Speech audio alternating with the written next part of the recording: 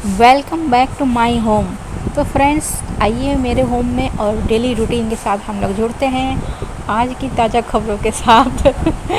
तो मैं आपकी दोस्त कंचन आपका मैं अपने घर में स्वागत करती हूँ, क्योंकि मेरे सब्सक्राइबर्स मेरे लिए बहुत अहमियत रखते हैं। तो आज उन्हीं की वजह से मैं थोड़ा आगे बढ़ी हूँ।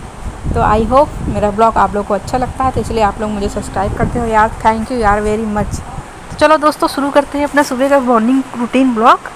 तो ये देखिए, अभी सुबह के बज रहे हैं 7:30 बज रहे हैं, 7:15 हो रहा है, और बाबू को मुझे उठाना है स्कूल के लिए। तो पहले तो मैं इसका बैग वैग ठीक कर देती हूँ, क्योंकि सब कापी किताबें बाहर गिरी हुई हैं, मतलब फैली हुई हैं, वो निकाल के अंदर। और फिर बैग के अंदर भी देखना पड़ता है, क्योंकि कापी किताबें जो होती हैं उल्टी सीधी रखी रहती हैं, कभी मुड़ी रहती हैं, कभी डायरी मुड़ी है। तो बच्चों के साथ थोड़ा सा इधर देखभाल करनी पड़ती है, क्योंकि देखना पड़ता है, क्योंकि हम लोग पेरेंट्स हैं। तो अगर हम लोग ऐसे नहीं करेंगे तो फिर किताबें उसकी अच्छी से सेट नहीं रहेंगी बैग में, क्योंकि डेली के हिसाब से किताबें बैग में सेट होनी चाहिए, क्योंकि हर जगह जो जगह जिस जगह होती है वो वहीं अच्छी लगती है। बैग में अगर उल्टी सीधी किताबें रखेंगे तो ख़राब लगेगा, देखने में ऐसा लगेगा कि हाँ यार कैसा बैग है। तो बस ये है कि जो सारी किताबें हैं मैंने देखिए बाहर निकाल के रखी हैं, और अंदर सच में ये देखो कितना सारा कागज़ का फाड़ के रखा है इसने।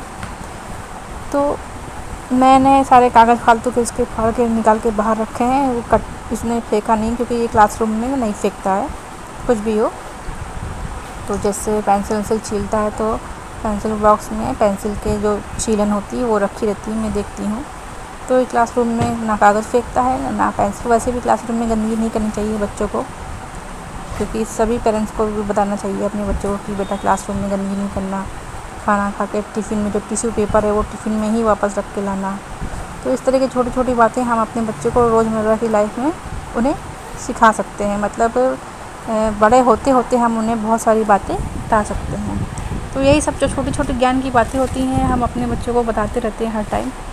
तो ये इससे ये रहता है ना कि हाँ, उनका भी दिमाग खुलता है, वो भी सोचते हैं हाँ मम्मा ठीक कह रही हैं, डैडी ठीक कह रहे हैं।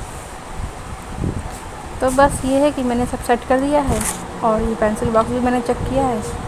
और अब मैं ये थोड़ा बहुत जो भी यहाँ का सामान है उसको सेट कर दूँगी। ये बड़ा बक्से पे जो फैला रहता है, और फिर अब मैं थोड़ी देर में देखती हूँ टाइम क्या हो रहा है। हाँ दोस्तों, ये अब मैं सोच रही हूँ कि अभी तो वो सो रहा है, काफ़ी टाइम है अभी उसको जाने में। तो मैं सोच रही हूँ कि फ्रिज से दूध निकाल के चाय बना लेते हैं, और उसका दूध भी बना के रख देंगे। जब तक वो उठेगा तो दूध ठंडा हो जाएगा। तो मैं अब डेली यही करती हूँ, सबसे पहले उसका टिफ़िन विफ़िन रेडी कर देती हूँ, और फिर उसको बाद में उठाती हूँ, ताकि हड़बड़ी ना रहे, क्योंकि मैं फ्री रहूँ कि जैसे उसको तैयार करना होता है। तो अभी देखिए वो सो ही रहा है, और जब तक मैं यहाँ आके उसका दूध बना लेती हूँ। तो बस मैं अपनी किचन पे हूँ, और ये मैंने उसके लिए बना के रखे थे, घर में बनाए थे आलू के, तो मैंने उसमें फ्रीजर में डाल दिए थे ताकि ख़राब ना हो। मैकेन टाइप का रहता है इसका टेस्ट, क्योंकि इसमें मैंने साबूदाना मिलाया था। तो बच्चों को ये टेस्टी लगता है, आप अपने बच्चों को टिफ़िन में सॉस के साथ दे सकते हो। तो किसी दिन मैं अपनी इस रेसिपी को अपने फूड वाले ब्लॉग में आप लोगों के साथ शेयर करूँगी। तो गाइज़, बस ये है कि ये तो बस मैंने तेल में डाल के इसको तल लिया है, और ज़्यादा ऑयली तेल नहीं है, बस हल्का सा इसको डीप फ्राई भी नहीं किया है, ताकि ये ज़्यादा ऑयल भी हेल्थ के लिए सही नहीं रहता है। तो बस देखिए मैंने इसको हल्का हल्का सा ऐसे घुमा घुमा के बस सुनहरा भूरा भून लिया है।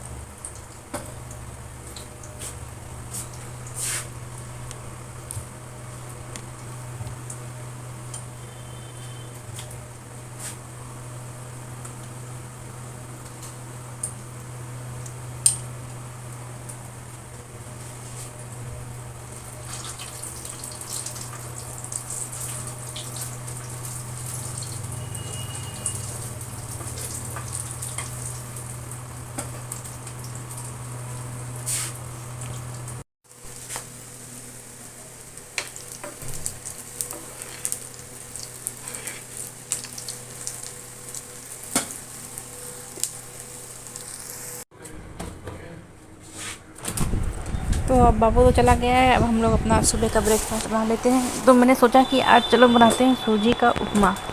तो मैंने सूजी ले ली है और उसमें मैंने दही ऐड किया है, दही मिलाया है और हरा वो मसाले मिलाए हैं। तो मसाले में मैंने नमक मिलाया है, लाल मिर्चा मिलाया है और प्याज बारीक बारीक काट के डाला है और हल्का सा मैंने ब्लैक पेपर डाली है, ब्लैक पेपर। तो बस उसमें थोड़ा सा पानी डाल के और मैं इसको बहुत आसान झटपट वाला नाश्ता ही बन जाता है कि भूख लगी हो तो, और ये तवे में चिपकता भी नहीं है, इसमें खासियत ये है। तो बस ये है कि मैंने इसको बना लिया है। अब देखिए बटर बन गया उसका। अब तवे में हल्का सा तेल डाल के इसको हम पका लेंगे। तो ये इसका बटर डोसा जैसा ही रहता है, बट आई लव डोसा क्योंकि मुझे डोसा बहुत पसंद है। और मैं सोच रही थी कि कल डोसा बनाऊंगी सुबह ब्रेकफास्ट में। तो अगर दाल तो वैसे ख़त्म हो गई है, लानी पड़ेगी क्योंकि दाल भिगा के बनाते हैं डोसा।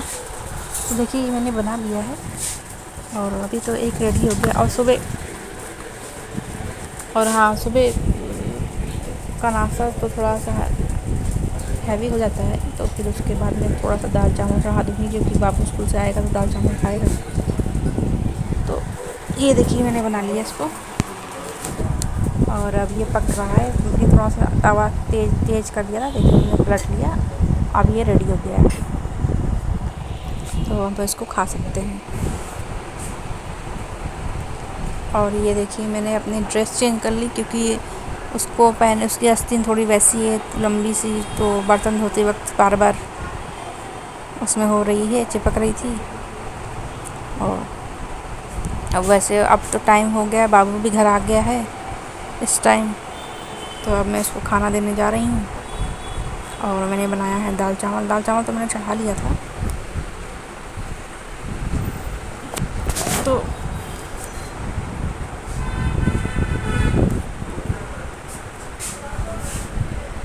बस ये है कि दोपहर का टाइम भी हो गया, 2 बज रहा है। और ये दाल मैं सोच रही थी दाल को फ्राई कर लेती हूँ क्योंकि दाल चावल बना लिया था क्योंकि आज हम लोगों ने दाल चावल ही खाने का हम लोग का वो था दोपहर में हल्का खाना। तो हम दोनों ने दाल चावल ही खाया। और इसमें मैंने दाल में तड़का लगाने के लिए हींग और जीरा का यूज़ किया है। और वैसे तो लहसुन डालते हैं बट लहसुन ख़त्म हो गया है तो लहसुन भी लाना है। तो जब सब्ज़ी वाला निकलेगा तो उससे लहसुन ले लेंगे। और यार अरहर की दाल बनाई है और चावल। बस दिन में इतना ही हल्का खाना हम लोग खाते हैं और रात में भी हल्का ही खाना खाते हैं। आजकल तो वैसे भी मौसम बड़ा अजीब सा हो गया है, भारीपन वाला मौसम हो गया। ज़्यादा हैवी खाना खा लो तो पेट ख़राब हो जाता है। तो हल्का ही खाना खाएं बरसात के दिनों में और हरी सब्जियों का कम यूज़ करें क्योंकि कीड़े उड़े आ सकते हैं उसमें। और मैंने पिछले ब्लॉग में मैंने आपको बताया था कि बरसात में क्या खाएं क्या ना खाएं। तो बस ये है दाल मैंने सब डाल दिया मसाला, वही हींग और जीरा। अब लहसुन होता तो बात ही अलग होती उसकी, बट कोई बात नहीं। तो बस अब हम इसको दाल में डाल देंगे। वैसे तो मैं इस प्याज चमचे में करती हूँ क्योंकि फालतू बर्तन भरने से कोई फ़ायदा नहीं है। अब चमचे में से ये रहता है कि सीधे उसी में डाल देते हैं, उसी से दाल निकाल लेते हैं। तो ये कलछुल बोलते हैं इसको, तो आप लोग भी इसे यूज़ कर सकते हैं। ये देखिए उसी चम्मच में दाल बघार लेते हैं, उसी से निकाल लेते हैं। और ये स्टील का है तो ख़राब नहीं होगा क्योंकि मंज भी जाता है। देखिए पक रहा है तेल। अब मैंने दाल चढ़ा दी है और हम इसको ढक्कन लगा के इसके अंदर डाल देंगे तो ये दाल में बघार लग जाएगी। तो ये बन की दाल हो गया है। अब मैं इसको ढक्कन लगा के थोड़ी देर के रख दूँगी। बस ये है कि किचन का बाकी जो काम जो हमारा डेली रूटीन का होता ही रहता है। लाइफ है तो ये सब करना ही पड़ेगा। और ये कि हम लोग खाना खाने बैठ गए हैं दोस्तों। तो मैंने अपने प्लेट में लिया है दाल चावल और सुबह का एक उपमा बच गया था, तो हम दोनों लोग बैठ के खा रहे हैं। तो उपमा बच गया था तो मैंने सोचा कि चलो खा लेते हैं।